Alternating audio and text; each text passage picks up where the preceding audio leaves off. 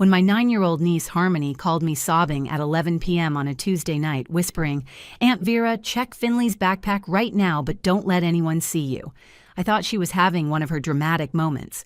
But when I unzipped my son's dinosaur backpack and found what was hidden in the secret pocket, my hands started shaking so badly, I dropped my phone. Let me back up for just a second, because you need to understand who we all are in this mess. I'm Vera, 32 years old, single mother, and I work as a dental hygienist at a practice downtown. My whole world revolves around my 7-year-old son, Finley, this sweet kid who's obsessed with dinosaurs and soccer, who still believes his T-Rex nightlight protects him from monsters. God, how wrong we both were about what monsters really look like. The man at the center of this nightmare is Uncle Tom. 58 years old, retired elementary school teacher, the guy who'd been babysitting kids in our family for the past 20 years. Everyone loved Tom. He was the uncle who showed up to every birthday party with the biggest present, who built that incredible treehouse in his backyard that made him the coolest relative any kid could ask for. He had this warm laugh that filled up rooms and these crinkly eyes that made you feel safe. The whole family trusted him completely. And then there's Harmony, my sister Gwen's daughter. 9 years old, smart as a whip, usually buzzing with this theatrical energy that drove her mother crazy, but made me adore her even more. She was the kid who'd put on living room performances and demand standing ovations, who'd call me just to tell me elaborate stories about her school day. So when she called me that Tuesday night, voice shaking and scared, speaking in whispers like someone might hear her, I knew something was terribly wrong. "Aunt Vera, please, you have to listen to me," she said, and I could hear her trying to muffle her crying. I know about Finley's nightmares. I know why he's scared. Uncle Tom told us we could never tell, but I can't keep this secret anymore. Something bad is happening, and the grown-ups won't see it. I remember standing in my kitchen, the dishwasher humming in the background, feeling this cold dread spreading through my chest. "Harmony, sweetheart, what are you talking about?"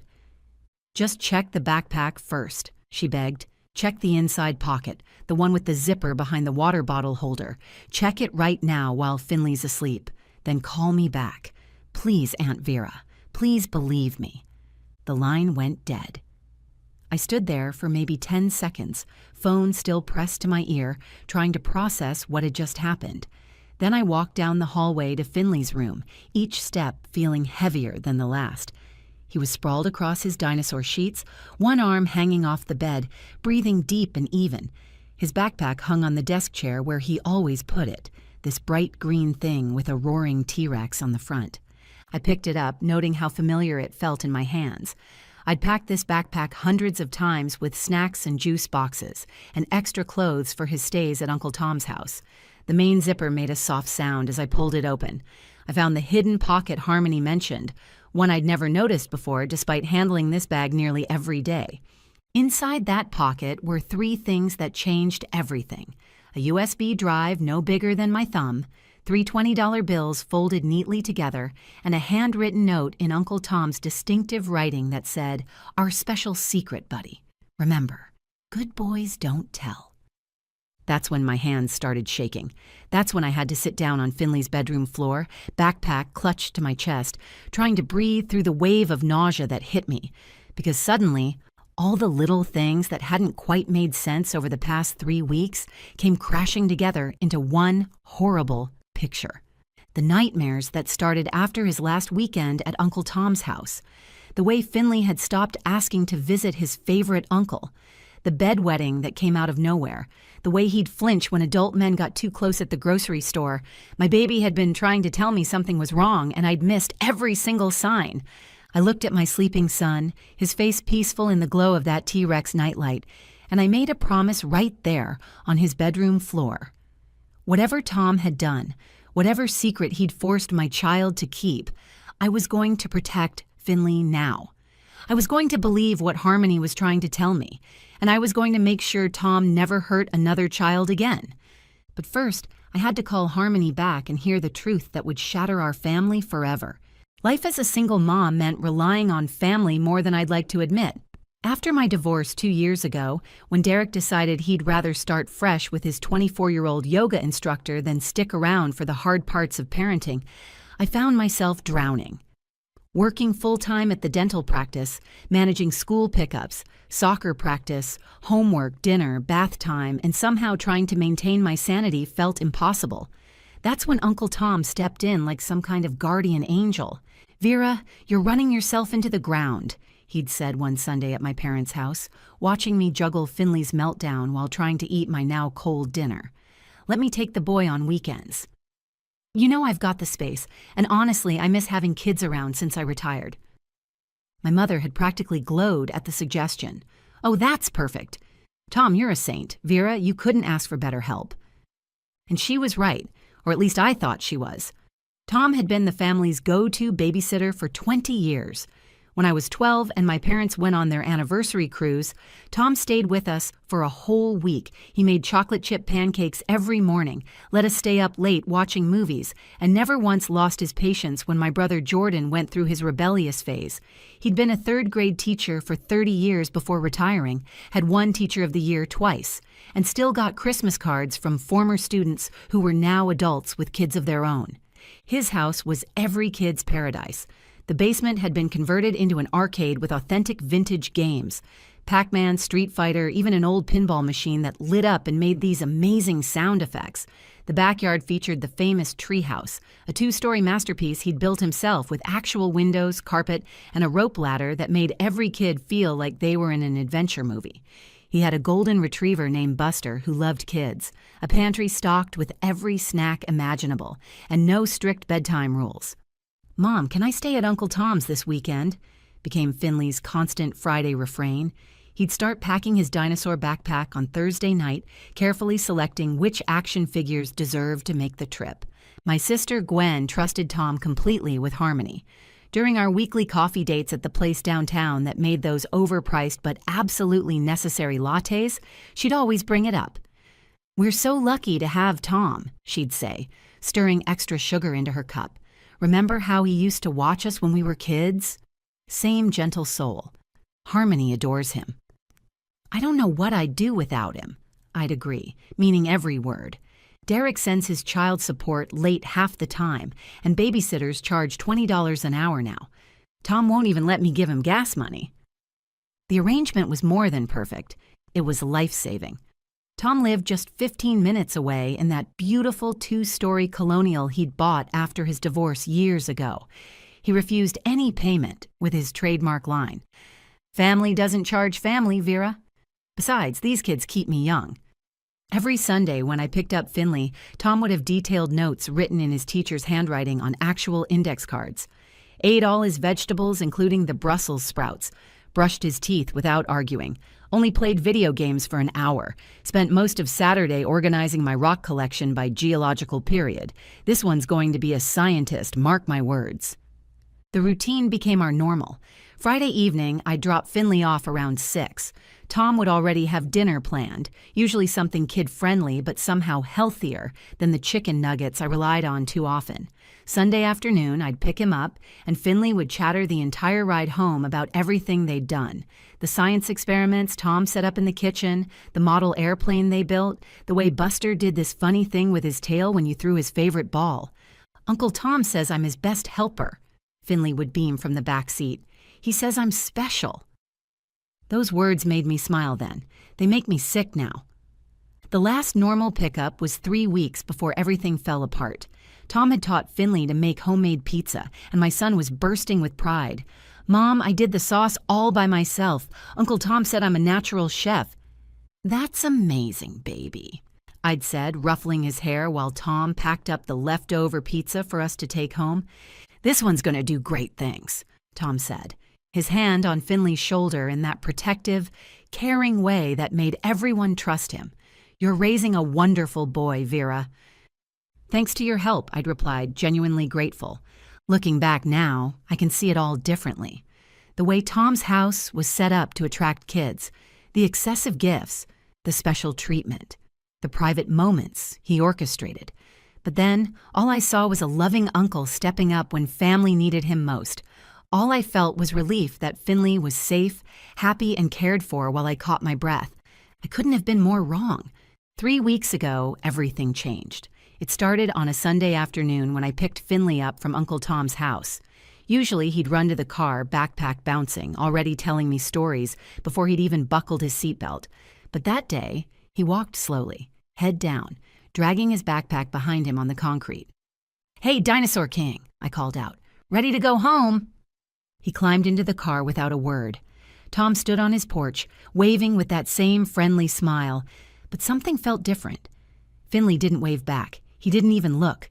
That night, I woke to screaming.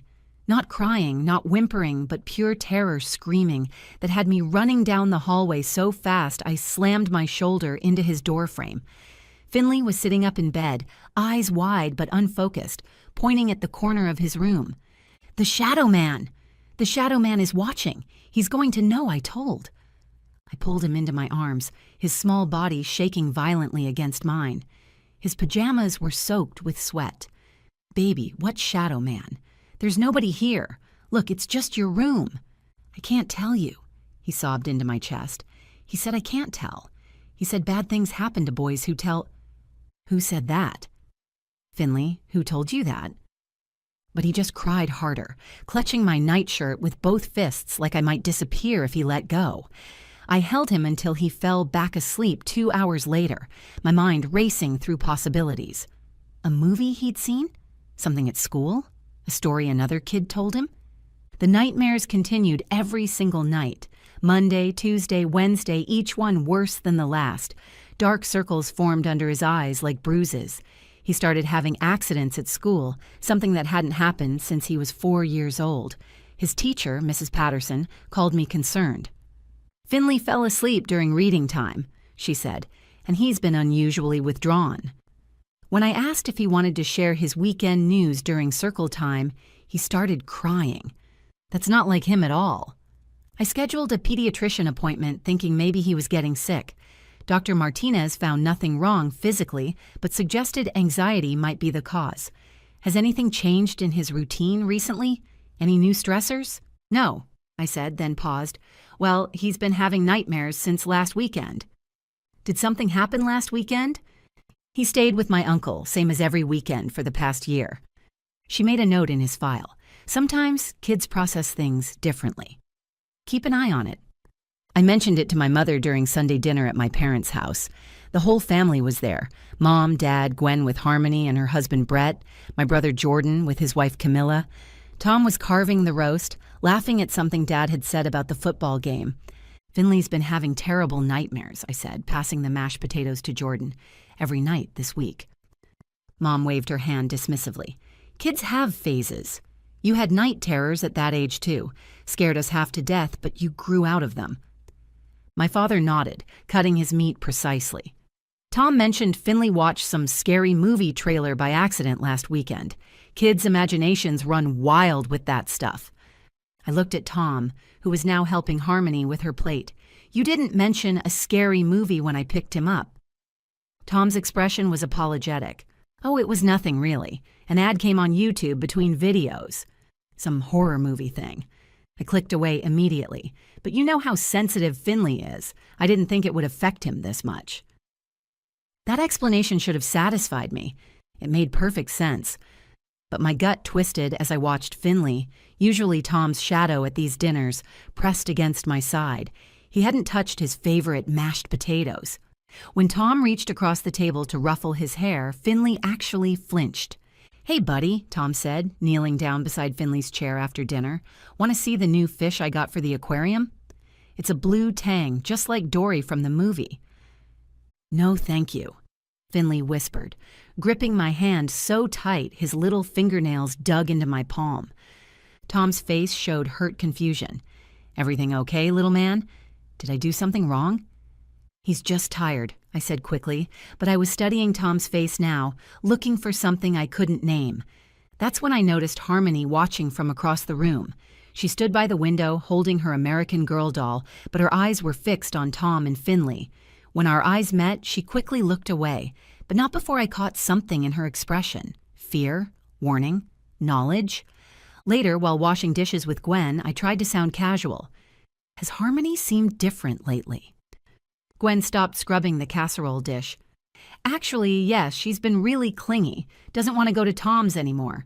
Threw a complete fit last Friday when I tried to drop her off. Same with Finley, I said, handing her another plate. The nightmares started right after his last visit. Tom said they had an argument about screen time last week, Gwen continued. Harmony wanted to play some game on his computer, and he said no. Maybe they're both just mad about boundaries? Maybe, I agreed, but the word felt wrong in my mouth. That night, after I'd finally gotten Finley to sleep with his dinosaur nightlight on and his door cracked exactly halfway, I sat at my kitchen table with my laptop, staring at a blank search bar. What was I even looking for? Signs something is wrong with your child? Why won't my son visit his uncle anymore? Every search felt like a betrayal of Tom, who'd done nothing but help our family. But I couldn't shake the image of Harmony's face at dinner, the way she'd looked at me like she was drowning, and I was standing on shore, not seeing her wave for help. The call came Tuesday night at 11:07 p.m. I remember the exact time because I'd just checked my phone, debating whether it was too late to text my coworker about switching shifts. I was folding Finley's tiny soccer uniform when the phone rang, showing Harmony's face on the iPad contact photo Gwen had set up. Harmony? I answered, immediately concerned. Honey, why are you calling so late? Is everything okay? I heard breathing first, then sniffling. Then her voice came through in a broken whisper. Aunt Vera. I need to tell you something about Uncle Tom, but you have to promise not to be mad at me. My body went cold. I set down the soccer jersey and sat on the edge of my bed. I promise I won't be mad. You can tell me anything, sweetheart. He's been showing us things, bad things, on his special computer in the basement. Her voice cracked, and I could hear her trying to muffle her crying. The one he said was just for grown-ups, but then he changed his mind and said we were special enough to see. I gripped the phone harder, forcing my voice to stay calm. What kind of things, Harmony? I can't say the words. Mom says those are bad words, but it was pictures and videos of kids doing things without clothes. He said it was normal that all kids do this with their uncles, but we can't tell our parents because they wouldn't understand the special games. The room spun. I pressed my free hand flat against the mattress to steady myself. Harmony, has he touched you? Has he touched Finley? He takes pictures, she whispered, and I could hear her voice getting smaller. He has a special camera. He gives us presents after, lots of presents, money and candy and toys. He said if we ever told anyone, our parents would be so angry they'd send us away. He said no one would believe kids anyway. Listen to me, I said, standing up now, pacing, my mind racing through what I needed to do. You are so brave for telling me. I believe you completely. Where are these presents? That's why I'm calling right now. Mom and Dad are asleep, and I finally got brave enough. He makes us hide them so our parents won't ask questions. Check Finley's backpack, Aunt Vera, in the inside pocket with the zipper, the one behind where the water bottle goes. But if he finds out I told you, he said he'd know. He said he always knows when kids tell. He won't find out, I promised, already walking toward Finley's room. Harmony, is your bedroom door locked? Yes. Good. Are you safe right now? Yes, but Aunt Vera, there's more kids. At the family reunions, at the neighborhood barbecues, he's always the one watching the kids. He's always taking them to see something cool in his house. My hand was on Finley's doorknob. I'm going to fix this, okay? You did the right thing. You're protecting Finley and yourself and all those other kids. Can you be brave for just a little bit longer? I'm scared, she admitted, and she sounded so young, so small. I know, baby, but I'm going to handle this. Your mom is going to be so proud of how brave you are.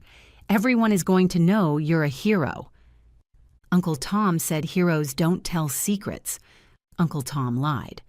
Heroes protect other kids, exactly like you're doing right now. After she hung up, I stood in Finley's doorway watching him sleep. His dinosaur nightlight cast green shadows on the wall. His breathing was peaceful, one arm wrapped around his stuffed triceratops. He looked so small, so innocent, so trustworthy of the adults in his life to keep him safe. I moved silently to his desk chair where his backpack hung. The green T-Rex seemed to watch me as I unzipped the main compartment. My fingers found the inner pocket Harmony had described, one I'd never noticed, despite packing this bag countless times. The zipper was stiff, like it hadn't been used much.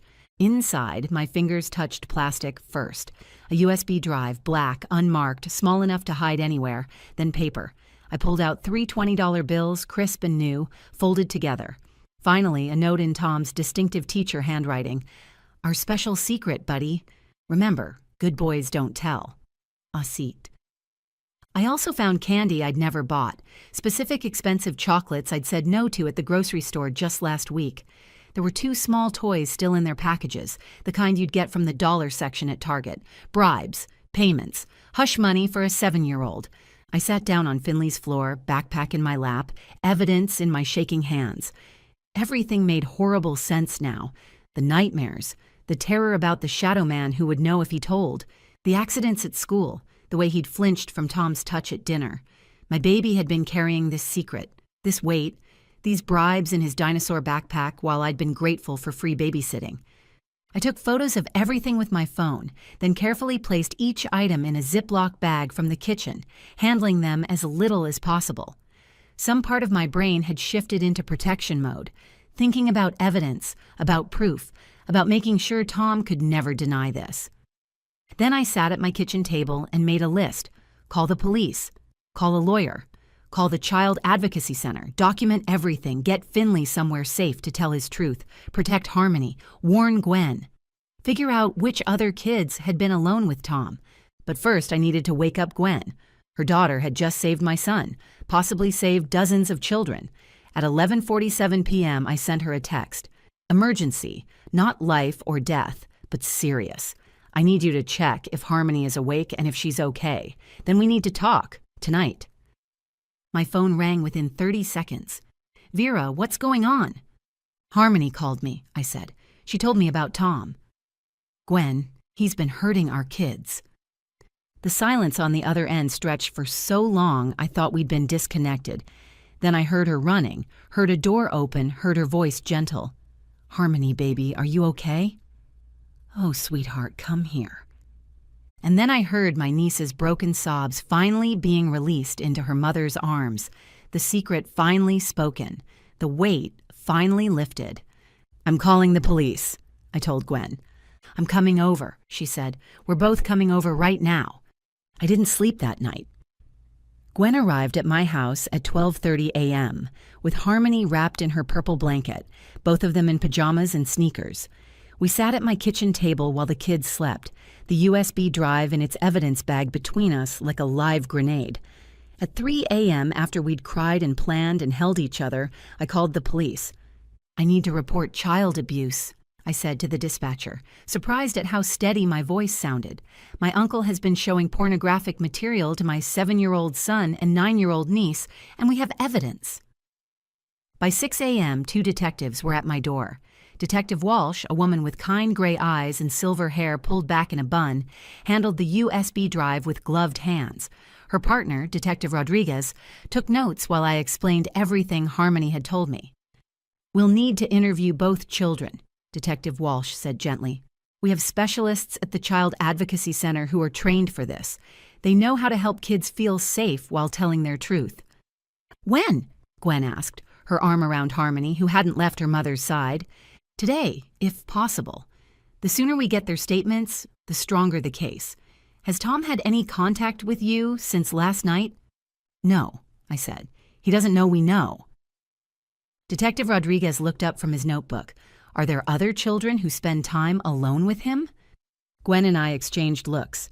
He babysits for half the neighborhood, Gwen said.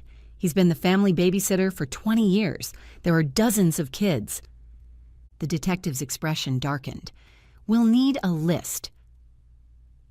The next 48 hours blurred together in a nightmare of revelations.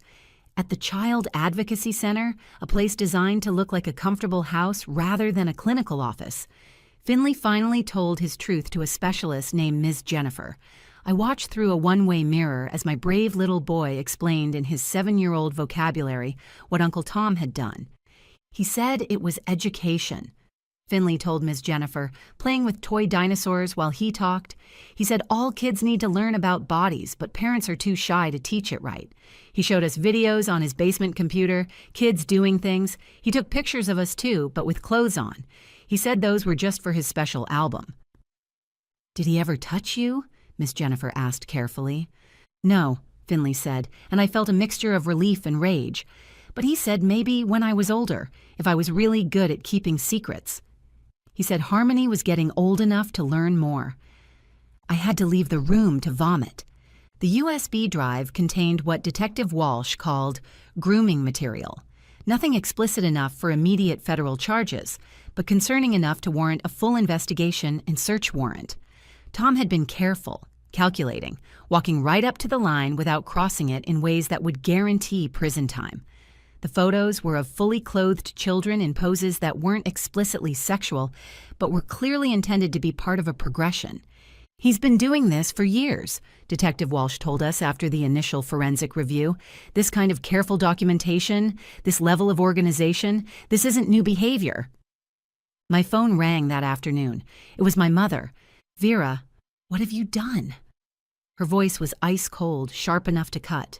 Tom just called us in tears. He says you've accused him of something horrible. He says the police took his computers. Mom, he's been showing porn to Finley and Harmony.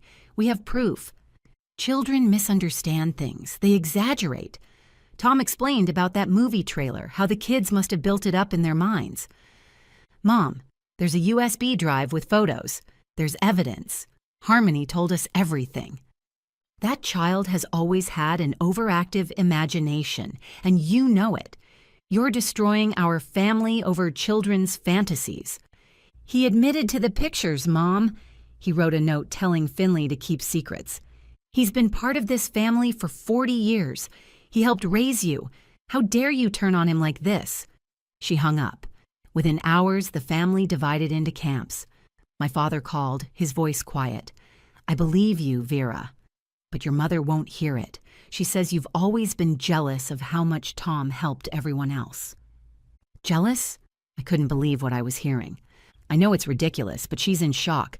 Tom's calling everyone, crying, playing the victim. He's hired a lawyer, says you're a vindictive single mother who's poisoning her child's mind because Tom told you Finley needed more discipline. 2 aunts called me a troublemaker. An uncle said I was attention-seeking. My cousin Rita was the only one who said, I'm driving over right now. My son hasn't been himself since Tom watched him last month. But then the dam broke. After the local news ran a careful story about a long-time educator under investigation, more parents came forward. The Johnsons from 3 streets over, whose 8-year-old daughter had suddenly become afraid of basements. The Waynes from Tom's old school district, whose twin boys had nightmares about a cameraman. My cousin Rita's son finally admitted Tom had shown him educational videos, too. Detective Walsh called with updates every day. We executed the search warrant. Vera, we found more than we expected. Hidden cameras in the bathroom, external hard drives with thousands of images, legal but concerning. Chat logs with other predators discussing techniques. This goes back decades. Tom was arrested on a Thursday morning, 6 weeks after Harmony's brave phone call. The charges were initially limited, endangering the welfare of children, exposing minors to explicit material, possession of concerning images. But Detective Walsh assured us more charges would come as more victims came forward. He was escalating, she told us privately. The progression in the materials we found shows he was getting bolder. Harmony and Finley speaking up probably prevented something much worse. Tom was arrested 6 weeks after Harmony's phone call. The trial is set for next year, and his lawyer is trying to plea bargain it down to probation and registration as a sex offender. The prosecutor says that's not happening, not with 17 children now identified as victims spanning 2 decades. The family remains fractured, some still defending him, unable to reconcile the uncle they loved with the monster he truly was. My mother sends me texts calling me a family destroyer. I don't respond anymore. Finley is in therapy twice a week with a specialist who works specifically with children who've experienced grooming. The nightmares have mostly stopped, replaced by a heartbreaking maturity no 7-year-old should have. He asks questions that break my heart. "Mom," he said last week while we were building Legos together, "I wanted to tell you, but Uncle Tom said you'd be mad at me. He said you'd love me less." "I would never be mad at you for telling the truth," I said, helping him find the right piece, "and nothing could ever make me love you less. Nothing." He said no one would believe a kid over a grown-up. He said he was a teacher, and everyone trusts teachers. Well, I believed you. And the police believed you, and the judge will believe you too. Will I have to see him again? Not if you don't want to. We're going to keep you safe. He clicked the Lego piece into place, completing the dinosaur we'd been working on. "Mom, why did Uncle Tom do those things?" I'd rehearsed this answer with his therapist, but it still felt inadequate. Some adults are sick in ways we can't see. They hurt children because something is broken inside them, but that's never, ever the child's fault. You did nothing wrong, neither did Harmony. Will I be broken too? No, baby. You're the strongest, bravest boy I know. You survived something terrible and you're going to be okay. You're already okay. Look at you, building dinosaurs and scoring goals at soccer and making me laugh every single day. Harmony's brave too, he said, looking up at me with those huge brown eyes. She saved us. Yes, she did. She's a hero, and so are you for telling the truth to Miss Jennifer. Harmony has become my shadow at family events, the ones Tom's defenders don't attend anymore. She's in therapy too, working through the guilt she feels for not speaking up sooner. Gwen and I have become closer than ever, united in our fierce protection of our kids and our shared guilt over what we missed. We were blind, Gwen said last week over coffee, our new Thursday tradition since we can't do family dinners anymore. All those red flags we explained away. The excessive gifts, I added, the special treatment, the way he always volunteered to watch the kids, the basement that was off limits except when he invited kids down, the way he'd insist on bath time, help even when the kids were old enough to bathe alone. We've made lists like this a dozen times, torturing ourselves with the signs we missed, but Dr. Martinez, who's been helping us process this, reminds us that predators are experts at manipulation. They choose careers that give them access. They cultivate trust over years, sometimes decades. They know exactly how to make parents feel grateful rather than suspicious. Last Sunday, while pushing Finley on the swings at the park, our new Sunday tradition since family dinners died, he asked me something that stopped my heart. "Mom, do you think there are other Uncle Toms out there?" I wanted to lie, to protect him from the truth that monsters don't look like monsters, but he deserved honesty. Yes, baby. But now you know the warning signs. Now you know that no adult should ask you to keep secrets from Mom. Now you know your body belongs to you, and now you know I'll always believe you. He pumped his legs, soaring higher against the blue sky. "Mom, I love you. I love you too, Dinosaur King. Can we get ice cream after this?" "Absolutely." As I watched him swing, laughing for the first time in months, really laughing from his belly, I thought about family trust and the wolves who hide among sheep. I thought about the voices we silence in the name of keeping peace, the accusations we dismiss to avoid uncomfortable truths. I thought about my mother, still convinced we're lying, and my father, who believes us, but won't stand up to her. The secret in the backpack saved my son, but it was Harmony's courage to speak up that saved them all. She's 9 years old and braver than most adults I know. Sometimes the most dangerous monsters are the ones we invite to Sunday dinner, the ones who know exactly how to make us feel safe while they hunt our children. Trust, I learned, should never be blind, not even with family, especially not with family. Background checks, vigilance, and believing children should matter more than keeping peace at holiday dinners. The investigation continues. More victims call the detective every week. Some are adults now, finally able to speak about what happened in Tom's basement 20 years ago. And somewhere, Tom sits in a cell, his lifetime of careful grooming finally exposed by a brave 9-year-old girl who refused to let the Shadow Man win.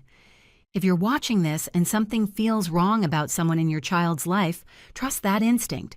If your child's behavior changes after spending time with someone, ask questions. If another child tries to tell you something, believe them. The signs are there if we're willing to see them. And to anyone watching who's carrying their own secret, their own USB drive hidden in a backpack, their own shadow man who said no one would believe you, we believe you. Speak up. Tell someone. Keep telling until someone listens. You're braver than you know, and you deserve to be free. If this story resonated with you, please share it. Someone in your life might need to hear it. Leave a comment about your thoughts, your own experiences with trusting your instincts, or how we can better protect our children. And please subscribe to this channel for more stories that matter, stories that might just save a life. Thank you for listening.